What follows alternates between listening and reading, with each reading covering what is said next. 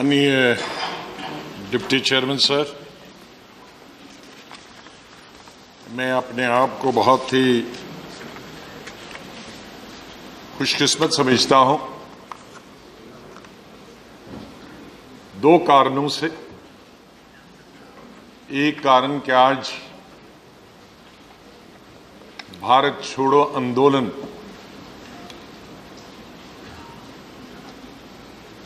की 75वीं वर्षगांठ मनाई जा रही है और मेरे जैसे एक छोटे आदमी को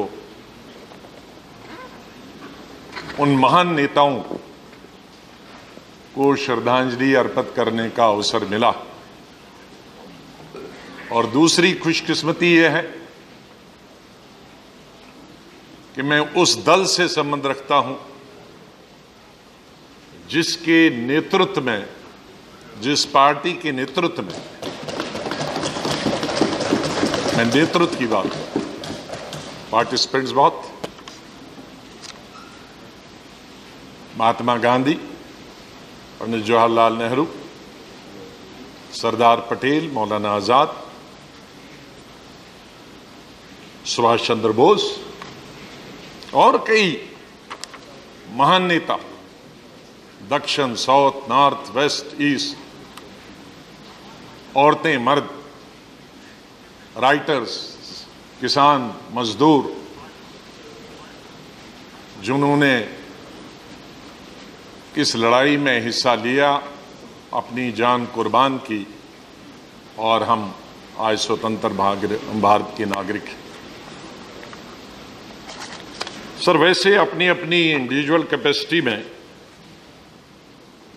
बहुत सारे स्वतंत्र सेनानियों ने काम किया है, लेकिन दो ऐसे हिस्ट्री के पन्ने हैं जिन्हें कभी भूल नहीं सकते इंसान। एक तो 1857 जो भारत की जंग आजादी को, जिसे हम पहली लड़ाई कहते हैं, व्यक्तिगत तौर पर उस पर पहले भी लड़ाई लोगों ने लड़ी और उसके 3 हीरो उभर के आए हैं, मंगल पांडे, रानी लक्ष्मीबाई और बहादुर शाह जफर। अपने अपने तरीके से उन्होंने जितनी कुर्बानियां दी, लेकिन उसके बीच में और 1947 तक लाखों लोगों ने कुर्बानियां दी, लेकिन कुछ नाम हैं जो हर इंसान की जुबान पे हैं, जिसने हिस्ट्री नहीं पढ़ी है या ज्यादा पढ़ा लिखा नहीं है, उनको भी मैं आज अपनी तरफ से, अपनी पार्टी की तरफ से श्रद्धांजलि अर्पित करना चाहता हूं। भगत सिंह, चंद्रशेखर आजाद, अशफाक उल्लाह, राम प्रसाद बिस्मिल, गोपाल कृष्ण गोखले, बाल गंगाधर तिलक, लाला लाजपत राय और सुभाष चंद्र बोस जी को कौन भुला सकता है।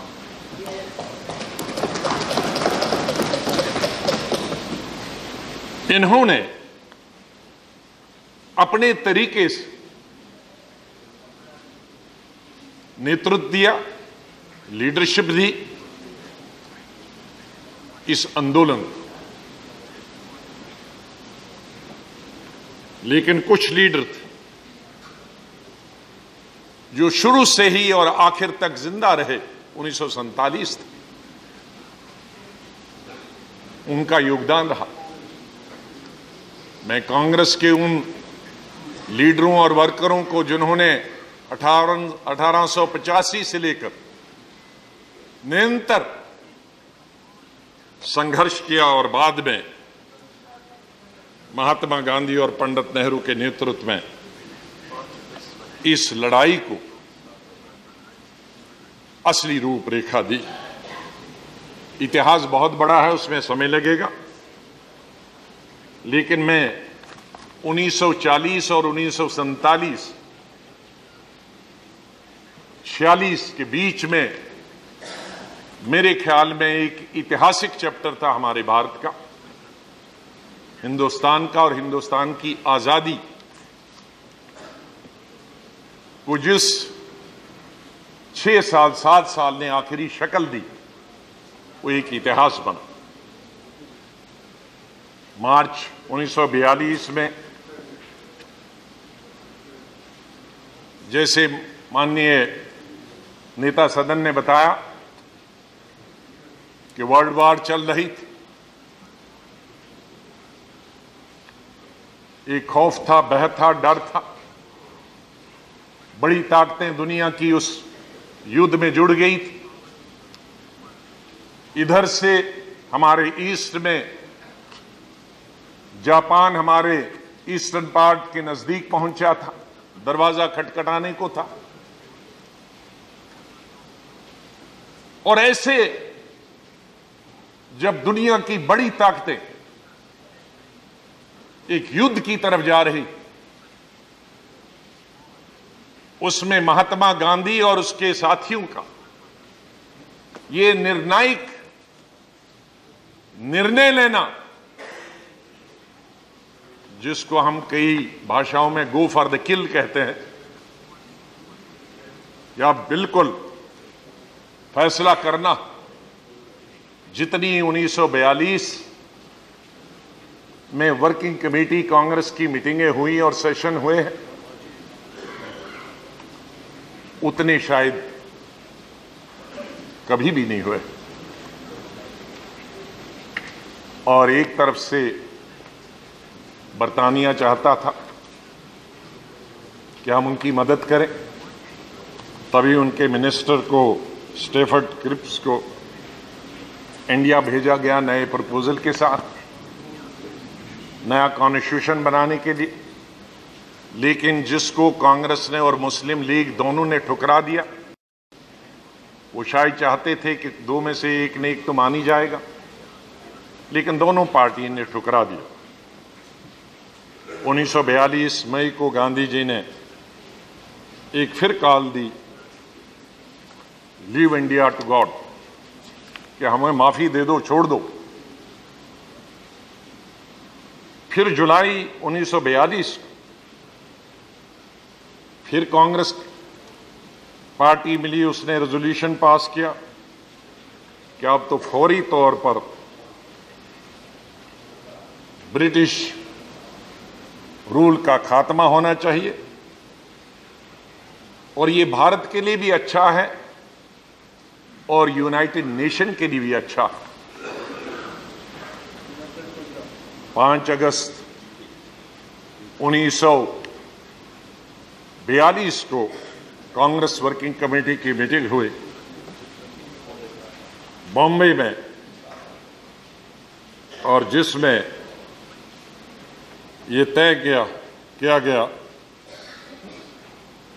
जो शाम को महात्मा गांधी जी ने वर्किंग कमेटी के बाद बॉम्बे पर्ल में पब्लिक मीटिंग की और उसको उस वर्किंग कमेटी के बारे में बताया कि अब अंग्रेजों को भारत छोड़ना ही होगा, उसके अलावा कोई चारा नहीं।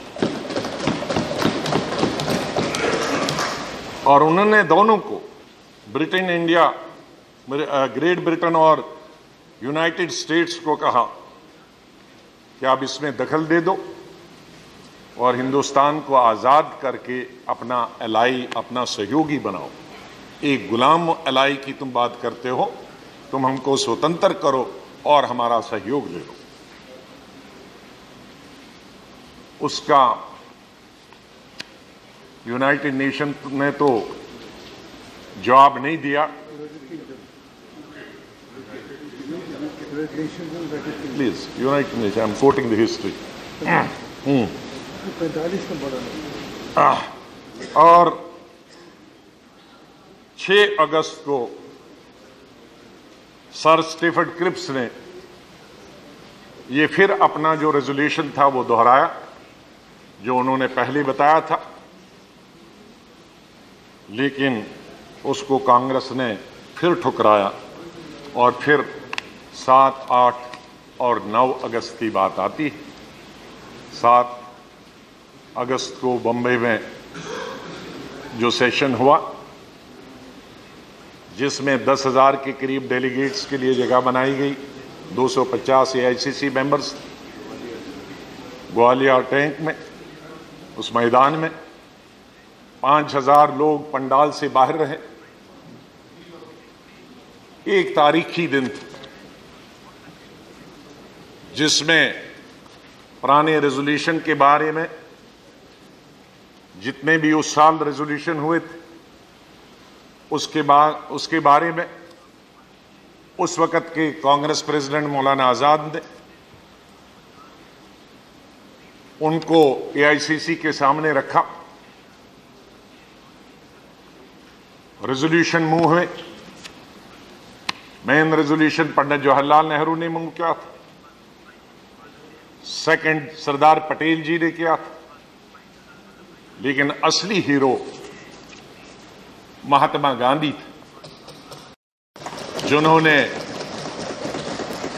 डू एंड डाई का नारा दिया, करो या मरो।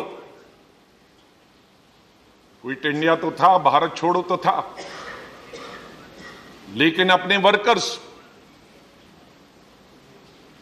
अब उन्होंने जीने और मरने की बात की। अब ज्यादा देर तक ये गुलामी की जंजीरें बर्दाश्त नहीं की जा सकती हैं। अब हमें या तो जिंदा रहना होगा, या आजादी, या मरना होगा, या जिंदा रहकर आजादी हासिल करनी होगी। ये सबसे बड़ा, मेरे ख्याल में, गांधी जी का बड़ा फैसला, क्योंकि आज तक वो हमेशा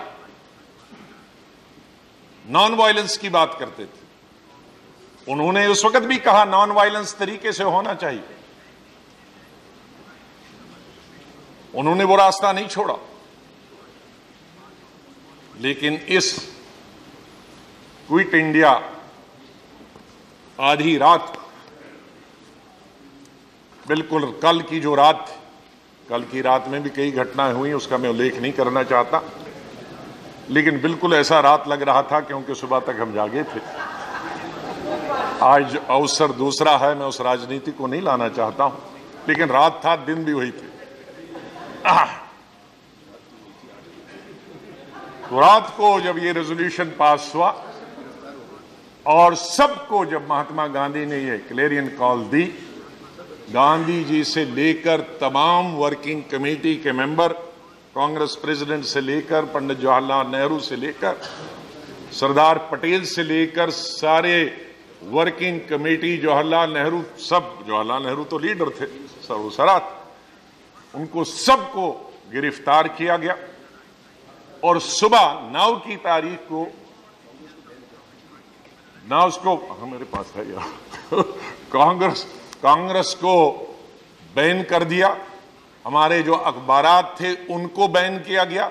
उस वक्त नेशनल हेराल्ड थी, जिसके लिए, नेशनल हेराल्ड के लिए उन दिनों पंडित जवाहरलाल नेहरू लिखते थे, यंग इंडिया और हरिजन के लिए महात्मा गांधी लिखते थे। ये दूसरी बात है कि आज उन्हीं पेपरों के लिए, जगह के लिए हमें लड़ाई लड़ना पड़ता है, जो भारत की आजादी का मौत फीसते।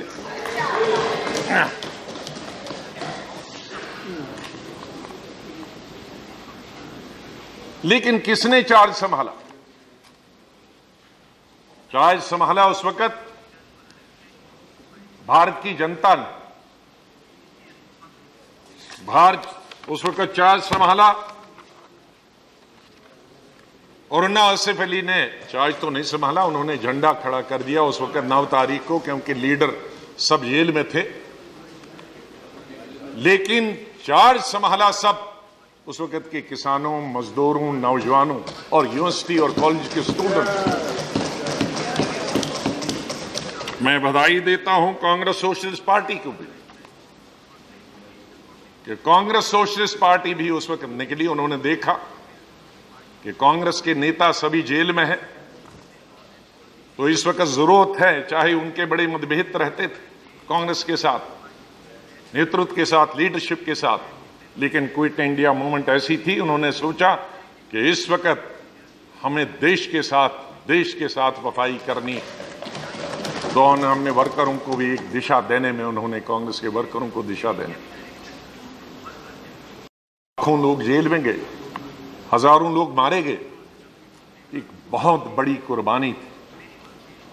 मैं उसमें आज नहीं जाना चाहता कि कौन पार्टियां बाहर रही, कि उन्होंने विरोध किया।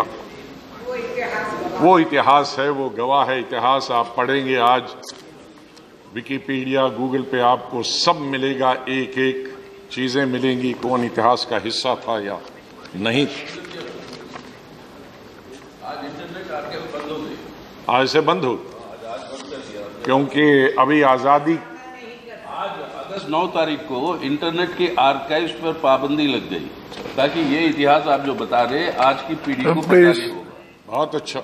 अभी तो शुरुआत, अगर ये ऐसी बात है तो मैं आपसे आग्रह कर रहा हूँ कि इसको जरा सुधार लीजिए। ये ना हो कि इंफॉर्मेशन ना मिले हमारे देश की आज की पीढ़ी को।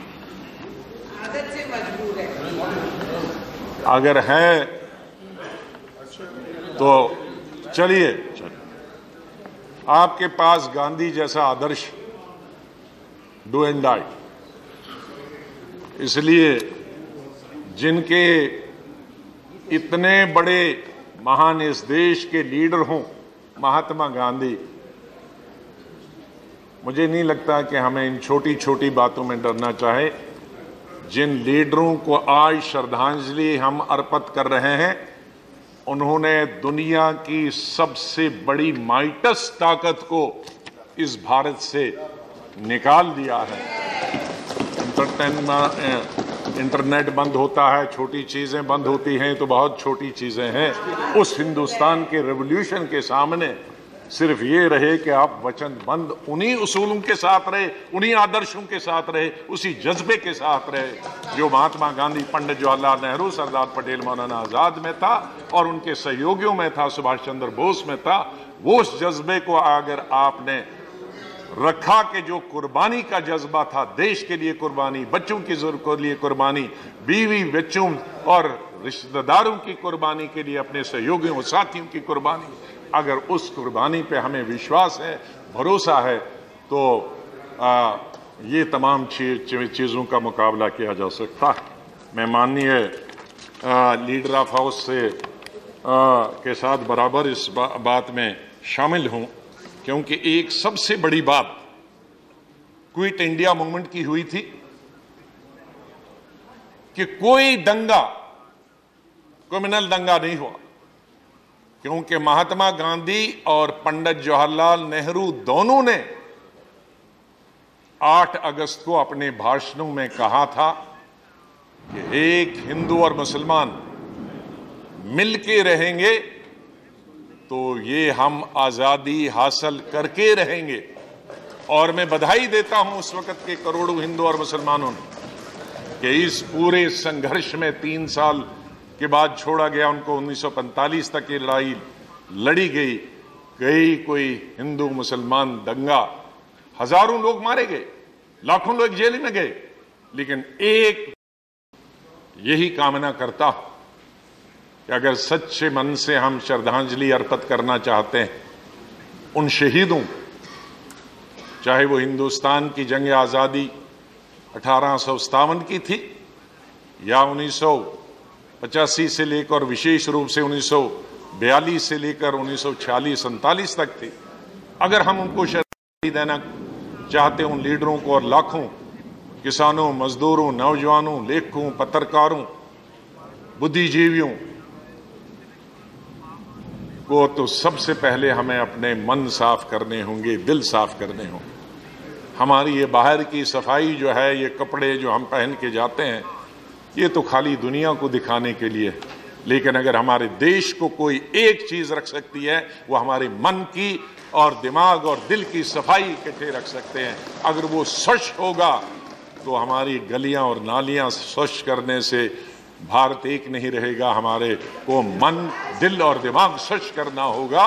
वो स्वच्छ हो गया तो ये इकोनॉमिक, आर्थिक, बाकी कल्चरल रेवोल्यूशन ये चलते रहेंगे।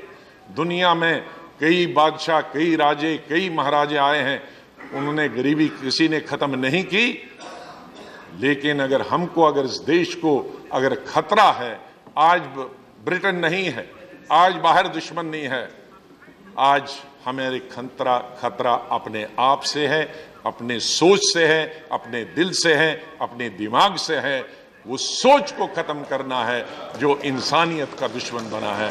यही मैं आज कामना करता हूं सभी देशवासियों से कि अपनी सोच हम बदल देंगे तो शायद वो महात्मा गांधी जिसने सपना देखा था स्वतंत्र भारत का, तो वो साकार हो जाएगा। इन्हीं शब्दों के साथ मैं उन तमाम नेताओं को श्रद्धांजलि अर्पित करता हूं और जो भी यहाँ रेजोल्यूशन रखा जाएगा उसका समर्थन करता हूं।